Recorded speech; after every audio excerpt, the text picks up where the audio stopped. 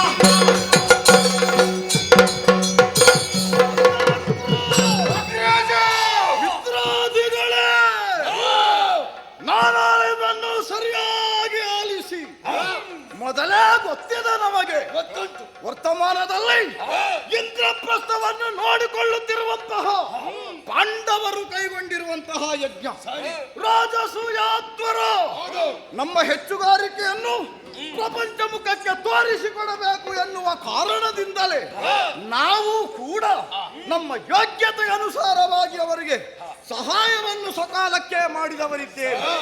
ಆವಾಗ ತಮ್ಮ ಕೃಪೆ ಬೇಕು ಎನ್ನುವ ಹಾಗೆ ಕೇಳಿಕೊಂಡವರಿದ್ದಾರೆ ಪಾಂಡವರು. ರಾಯಸವೊಂದು ಬಂದಿದೆ ಬಲ್ಲಿರೋ ಅಗ್ರಪೂಜೆಯನ್ನು ಮಾಡುವಂತಹ ಸದಾವಕಾಶ ನಮಗೊದಗಿದೆ. ಆ ಸಂದರ್ಭದಲ್ಲಿ ನೀವೆಲ್ಲರೂ ಕೂಡ ಮಹಾನುಭಾವರೊಂದಿಗೆ ಉಪಸ್ಥಿತರಿರಬೇಕು. ಆದ್ದರಿಂದ ಮನ್ನಿಸಬೇಕು ಅಂತಾದ್ರೆ ಸಕಲ ಸಿದ್ಧತೆಯೊಂದಿಗೆ ನಾವು ಆ ಕಡೆಗೆ ತೆರಳಲೇಬೇಕು. ತಮ್ಮ ಏನಭಿಪ್ರಾಯ?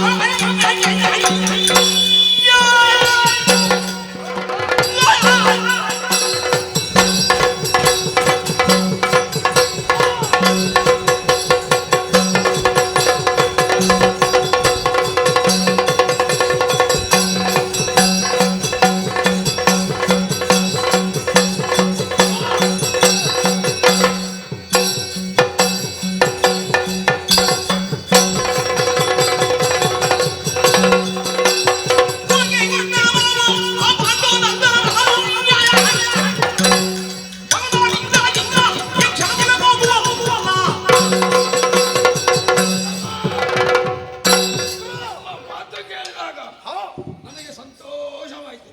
ನಿನಗಾದ್ರೂ ಸಂತೋಷ ಆಯ್ತು. ಯಾಕೆ ಯಾಗವನ್ನು ನೋಡ್ಬೇಕು, ಅಲ್ಲಿ ಏನೆಲ್ಲ ನಡೆಯುತ್ತದೆ ಅದನ್ನು ಕಣ್ಣಾರೆ ನೋಡ್ಬೇಕು ಎಂಬ ಆಸೆ. ಆದರೆ ಏನಾದರೆ ಪಾಂಡವರ ಪಕ್ಷದಲ್ಲಿ ಕುವರ್ತಿ ಆ ಕೃಷ್ಣನಿದ್ದಾನೆ. ಹೌದಾ? ಹಾ, ಅವ ಒಮ್ಮೆ ಬರ್ಬೇಕು, ಅವನೊಮ್ಮೆ ನೋಡ್ಬೇಕು ಎಂಬ ಆಸೆ ನನಗಿದೆ. ಇವರು ಯಾರು ಬೇಡ, ನಾವು ಇಬ್ಬರು ಹೋಗು ಸಾಕಲ್ಲ.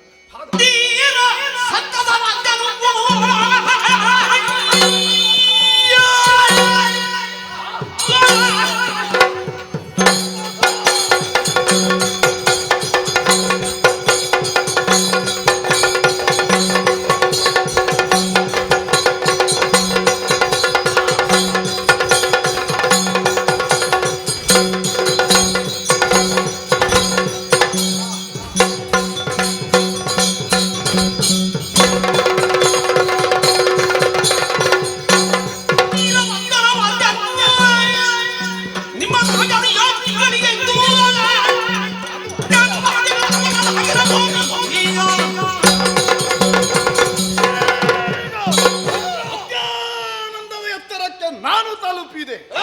ಬೇಕಾದದ್ದದೆ. ಅಡೀಗ ನಮಗೆ ವೈರಿಗಳಾಗಿದ್ದವರು ಯಾರು ಎನ್ನುವುದನ್ನು ನೆನಪಿಸುವುದು. ನಮಗಿಂತವರು ವೈರಿಗಳು ಇದ್ದಾರೆ ಎನ್ನುವಾಗಲೇ ಯಾವುದೋ ಒಂದು ರೀತಿಯ ಆನಂದ. ನಮಗೆ ವೈರಿಗಳಾಗುವುದು ಯಾಕೆ? ಅವರಿಗಿಂತ ಅಧಿಕ ನಾವಿದ್ದೇವೆ ಎನ್ನುವ ಕಾರಣ. ಹಾಗಾದ್ರೆ ಯಾರು ದ್ವೇಷಿಸುತ್ತಾರೋ ಅವರು ನಮ್ಮ ಉತ್ಕರ್ಷಕ್ಕೆ ಕಾರಣವಾಗುತ್ತಾರೆ ಎನ್ನುವುದರಲ್ಲಿ ಅನುಮಾನವೇ ಇಲ್ಲ. ನನಗೊಂದು ಕಣ್ಣಿತ್ತು, ಆ ಕುಹಕಿ ಕೃಷ್ಣನ ಮೇಲೆ. ಆ ಕೃಷ್ಣ ಪಾಂಡವರ ಕಾರ್ಯಕ್ರಮ ಎಂದಾದ ಮೇಲೆ ಅಲ್ಲಿಗೆ ಬಂದೇ ಬರುತ್ತಾರೆ. ಆಗಿರುವಾಗ ಏನು ಒಂದು ಅನುಮಾನ, ಏನು ನಿಮಗೆ ಯಾಕೆ ಅವನ ಮೇಲೆ ದ್ವೇಷ? ನಿಮಗೆ ಯಾಕೆ ಅವನ ಮೇಲೆ ದ್ವೇಷ ಅಂತ? ಅವ ನಮ್ಮನ್ನು ದ್ವೇಷಿಸುತ್ತಾನೆ ಎನ್ನುವ ಕಾರಣಕ್ಕಾಗಿ. ಹಾಗೆ ಅದು ನನಗೆ ಅನುಮಾನ. ಅವನ ಮೇಲೆ ನಿಮಗೆ ಯಾಕೆ ಸಿಟ್ಟು ಅಂತ? ನನಗೆ ದ್ವೇಷ ಅಲ್ಲ, ಅವ ನಮ್ಮನ್ನು ದ್ವೇಷಿಸು. ಹೌದಾ? ಆದ್ರಿಂದ ದ್ವೇಷಿಸುವವರನ್ನು ಯಾವ ಕಾರಣಕ್ಕೂ ನಾವು ಬಿಡಕೂಡದು. ಹಾಗೆಂದು ಯಾಗದಲ್ಲಿ ಸಂಭ್ರಮಿಸುವುದೇ ಹೋಗುವುದಲ್ಲ ಉದ್ದೇಶ. ಏನಾದರೂ ಒದಗಿ ಬಂದ್ರೆ ಯುದ್ಧ, ಅದನ್ನು ಎದುರಿಸುವಲ್ಲಿ ಶಿಶುಪಾಲಾದಿಗಳು ಸಮರ್ಥರು ಎನ್ನುವುದನ್ನು ತೋರಿಸುವುದಕ್ಕಾಗಿ ನಾವೀಗ ಹೋಗ್ತೇವೆ. ಹೋದ ಸಂದರ್ಭದಲ್ಲಿ ನಮಗೆ ಬೇಡ, ಯಾರಿಗೂ ಬೇಡ, ನಮಗೆ ನೇತಾರ, ನಮಗೆ ಒಡೆಯ, ನಿಮಗೆ ಅಲ್ಲಿ ಮಾನ್ಯತೆ ಸಿಗಬೇಕು. ನಿಮಗೆ ಅಲ್ಲಿ ಏನಾದ್ರು ಕೊಟ್ರೆ ನಾವೇನು ಮಾತಾಡುದಿಲ್ಲ. ನಿಮ್ಮನ್ನು ತಿರಸ್ಕಾರ ಮಾಡಿದ್ರೆ ಬಿಡ್ಲಿಕ್ಕಿಲ್ಲ. ಒಂದರ್ಥದಲ್ಲಿ ಸರಿ, ಪೂರ್ವ ಸಿದ್ಧತೆ. ಇಲ್ಲಿಯೇ ಜಾಗೃತರಾಗಿದ್ದುಕೊಂಡು ವ್ಯವಹರಿಸಬೇಕು. ಹೊರಡಲಿ ರಥ, ಇದೇ ನೇರ ಪಥ.